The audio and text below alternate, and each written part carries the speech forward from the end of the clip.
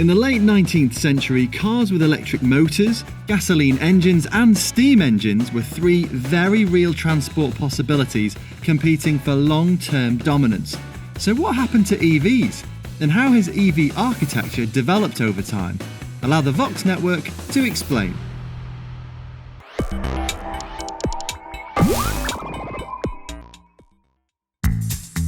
The creation of the electric car can be better described as a series of events rather than a specific moment, but the world would need to wait until 1859 before French physicist Gaston Plante developed the lead-acid battery.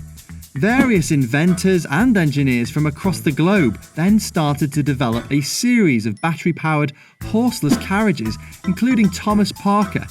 In 1884, the British inventor, who had already electrified the London Underground, built the first production electric car powered by rechargeable high-capacity batteries.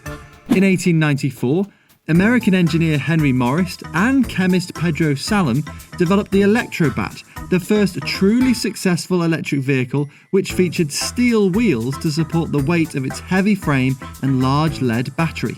Things were going well for the electric carriage, but a poor range and lack of electrical infrastructure held back mass adoption, right at the same time that large deposits of crude oil were being discovered.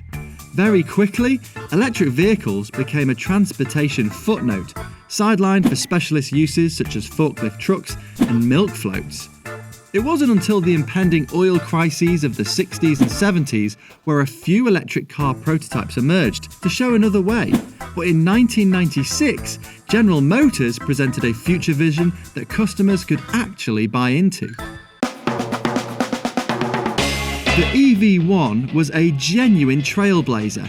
Not only did it feature an aerodynamic and lightweight composite body, it configured a series of lead-acid batteries to sit within the spine of the car's chassis, reducing the centre of gravity and improving vehicle packaging.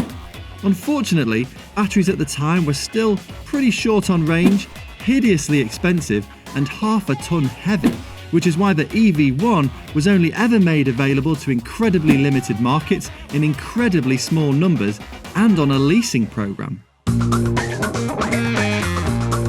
The world would have to wait until 2011 before the first truly credible mass-market electric car would be built.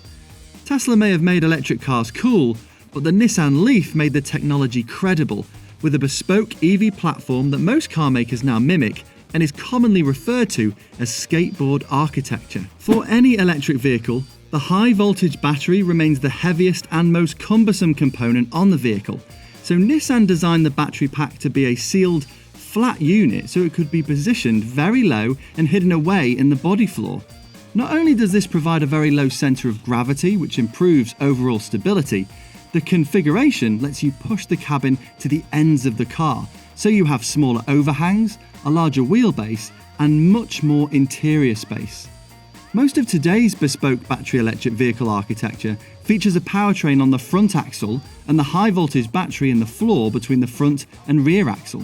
But high-performance models like the Tesla Model S can feature two electric motors, one on the front and one at the rear to provide all-wheel drive.